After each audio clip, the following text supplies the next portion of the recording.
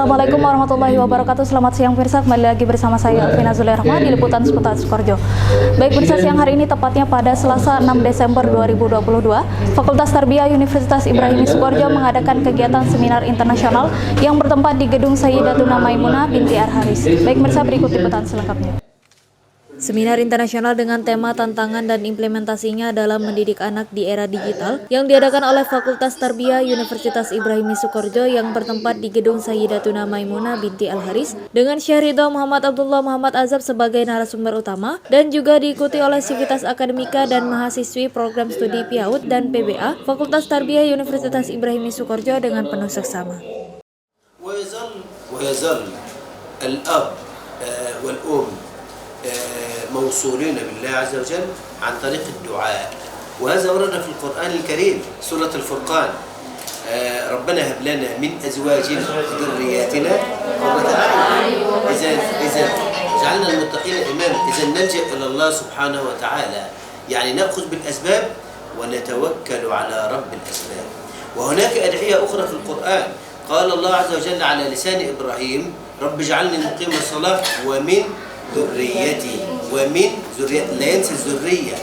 وهناك أيضا سيدنا زكريا عليه السلام قال الله عز وجل هنالك دعا زكريا ربه قال رب هب لي من لدنك ذرية طيبة. إذا نأخذ بالأسباب ونتوكل على رب الأسباب وندعو الله سبحانه وتعالى أن يعطينا الذرية الطيبة، فهي عطاء ورزق ومنحة ومنة من الله سبحانه وتعالى. Ya, usaha-usaha empiris yang dilakukan usaha-usaha empirik yang dilakukan oleh keluarga kita, orang tua ya, suami, istri, itu tidak cukup tanpa dibarengi dengan kekuatan doa. Dan inilah kenapa kemudian banyak doa-doa makthurah di dalam Al-Quran yang diajarkan kepada kita agar senantiasa kita tidak hanya merasa bahwa dengan teori, dengan strategi, dengan metode yang kita gunakan menjadikan anak kita menjadi soleh-solehah loh, kagak begitu loh. Jadi yang terpenting adalah bagaimana mengajarkan silah ya, qalbiyah wa silah ruhiyah bainal abdi wal khaliq, ya, bainal makhluqi wal khaliq, bainal abdi wal ma'bud. Itu penting itu. Kecerdasan ilahiyah diajarkan dengan senantiasa terus berdoa. Yang terpenting adalah dzurriyyah thayyibah. Dzurriyyah thayyibah itu artinya anak yang baik secara ruhiyah, secara akliyah, baik secara amaliyah, dan tentu masa depannya menjadi baik dunia dan ukhra yang mulai. تعرفون السيدة آمنة أم النبي صلى الله عليه وسلم اللهم صل وسلم وبارك عليه. جاءها هاتف وهي حامل في النبي صلى الله عليه وسلم وقال لها أعيذيه بالواحد من شر كل حاسد وسميه محمدا. فينبغي للسيدة أن تضع يدها على بطنها وتقول أعيذك بالله من الشيطان الرجيم. هكذا دائما من أذكارها، يعني نحن نقول أذكار الصباح وأذكار المساء.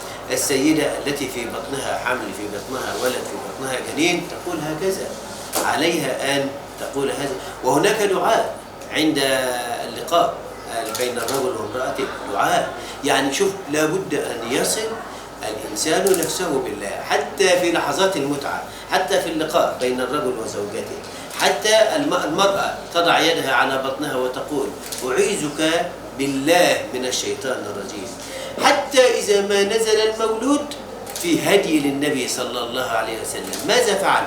لما علم النبي صلى الله عليه وسلم بمولد سيدنا الحسن والحسين علم ذهب إليه وأذن في أذنه اليمنى وأقام الصلاة في اليسرى. لماذا؟ لأن هناك شيطان اسمه أم الصبيان يصيب المولود، يصيبه بأذى ويصيبه بحسد ويصيبه بسحر ويكون من الأشقياء. فإذا ما أذنت في أذنه اليمنى وأقمت الصلاة في أذنه اليسرى حفظته بإذن الله عز وجل من الصبيان وهي نوع من أنواع الشياطين. Ya, jadi berdoa itu bukan ketika anak sudah mulai dewasa ya, dia ingin sukses segala macam, tapi mulai dari sebelum proses kehamilan itu. Jadi mulai dari hubungan seksual antara suami istri sudah harus ada kekuatan doa di situ. Jangan kemudian buru-buru melakukan hubungan seksual tanpa kekuatan doa. Saya ajari doanya, Allahumma jannibna syaitan wa jannibish syaitan ma razaqtana. Tolong ini dia garis bawahi ya. Nah, karena ini awal kulli syai' ya. Ini hal yang paling penting ini ya. Saya ulangi sekali lagi, Allahumma jannibna syaitan wa jannibish syaitan ma razaqtana. Sebab anak itu adalah rezeki. أنا لا أريد أن أقول لأنني أستحي. ولا تستحي عن الحق يا مولاي. لا طبعا بس عشان Putri, ayo. Oke. Yang kedua, ketika hamil ya. Ketika hamil itu banyaklah berdoa. Salah satu doanya yang dibaca oleh Sayyidah Aminah ketika Rasulullah SAW dikandungnya itu adalah u'idzuka billahi minasyaitonir rajim. Ini tolong ini ya. Ini sekaligus ijazah ya. Jadi a'udzuka billahi minasyaitonir rajim. Pegang perutnya, kata beliau. Pegang perutnya, batnnya perut ya. أعوذك بالله من الشيطان. A'udzuka billahi minasyaitonir rajim. Aku berlindung kepada Allah terhadap anak yang ada di sini, maksudnya kamu wahai anakku, dari gangguan-gangguan setan yang kejam ya. Nah, ini penting ini sebab apa? Anak ketika dilahirkan itu seringkali digoda setan, namanya adalah Ummus Sibyan. Jadi kalau ngasih nama anak jangan hanya asal bahasa Arab kemudian dikasih nama Ummus Sibyan. Karena Ummus Sibyan itu adalah nama setan yang mengganggu anak tentang pentingnya tentang kesedihan, kemudian susahnya hidup itu dibisikkan ke telinganya. Maka yang sesuai dengan sunnah Nabi adalah atau tarbiyah nabawiyah, ketika lahir anak segera diadani bagian kanan, kemudian diiqomati bagian kiri. Ini berbeda dengan apa yang kita simak di dalam YouTube itu, bahwa seakan-akan mengadani anak bagian kanan dan mengiqomati anak bagian kiri itu seakan-akan bid'ah. Tidak, itu ada dasarnya ternyata dari Nabi Muhammad SAW. Kalau sudah mulai dari proses hubungan seksualnya sudah jannibna minasyaitonir rajim, jauhkan dari syaitan. Kemudian ketika hamil juga wa'idzuka billahi minasyaitonir rajim, berlindung dari Allah, berlindung kepada Allah dari syaitan. Kemudian ketika lahir juga diadani agar syaitan-syaitan terutama Ummus Sibyan itu lari. Itu artinya ada harapan bagi kita untuk menjadikan anak kita anak yang baik.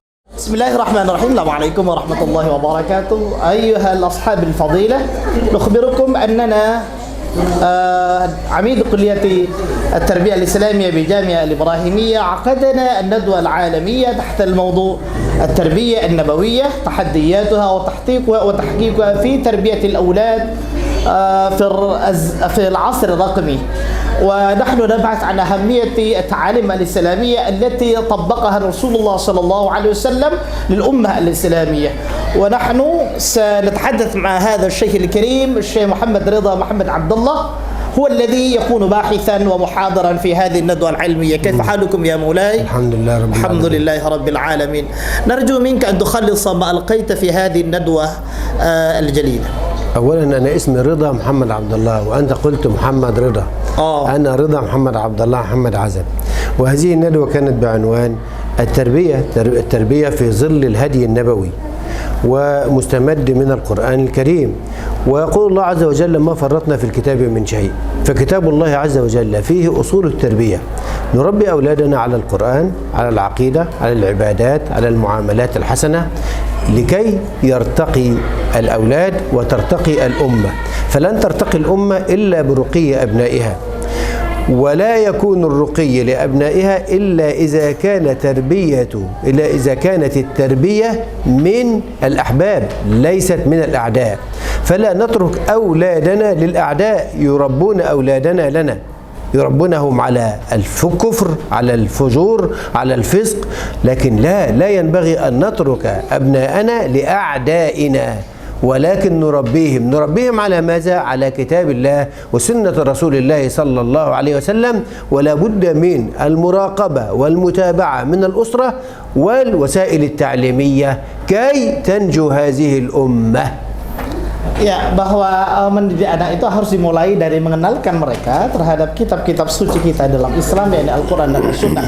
Karena ajaran-ajaran keislaman hanya bisa ditemukan daripada sumber-sumber otoritatif tadi.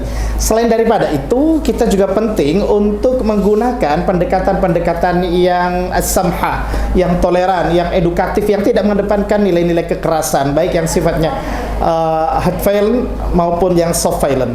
Dan karena itu harus dimulai dari uswah hasan di tengah-tengah keluarga kita. Kata beliau bahwa mendidik Islam haruslah memulai dari keluarga kita, baru masyarakat kita. Karena dari keluarga yang baik akan lahir tumbuh masyarakat yang baik pula. Tapi tentu dengan catatannya adalah harus dari nilai-nilai keislaman, bukan di luar Islam. ولقد قالوا لأحد الصالحين وأظنه الحسن البصري فلان حفظ القرآن قال بل حفظه القرآن يقولون فلان حفظ القرآن الكريم قال بل حفظه القرآن الكريم فالقرآن يحفظنا كتاب الله يحفظنا جميعا ويحفظ أولادنا لأن فيه كل شيء فيه الخير كله وفيه السعادة كلها التي تنفعنا في الدنيا وفي الآخرة من أراد الدنيا فعليه بالقرآن ومن أراد الآخرة فعليه بالقرآن ومن أرادهما معا فعليه بالقرآن.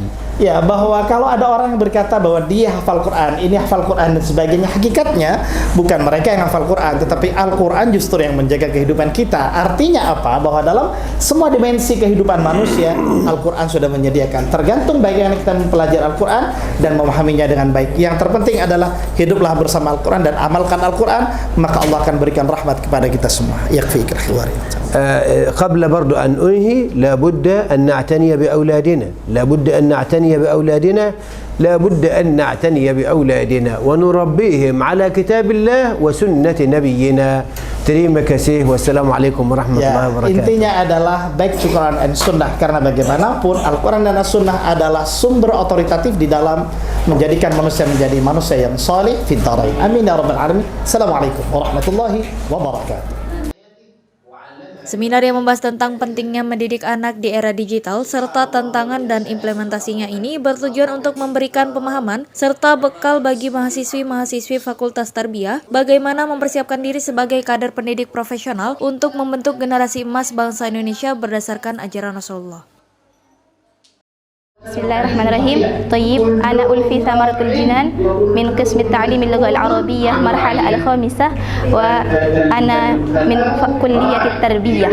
Kama arafna anna hadhihi al-muhadara al-'ammah muhimmun jiddan ala ra'yi li jami'i at-talibat bi Jami'ah Ibrahim Sukurjo. Limadha? Lianna nahnu kal-ajyal al-mu'allimat fil mustaqbal alayna an na'rifa kayfa nakunu ajyalan dhahabiyyan linasta'idda nafsana linakuna guru-guru profesional untuk membentuk generasi emas harapan bangsa ke depannya berdasarkan akhlak Rasulullah.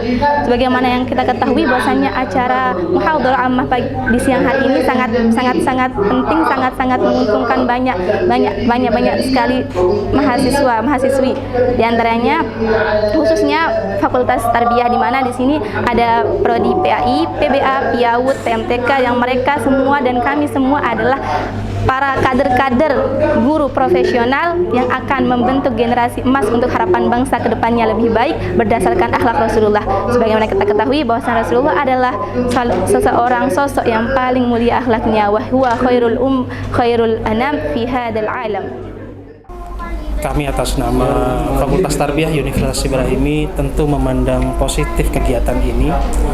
Yang pertama adalah tentu memberikan pengalaman belajar baru kepada mahasiswa, khususnya bagaimana kemudian pendidikan anak itu dalam perspektif keteladanan baginda Nabi Muhammad SAW.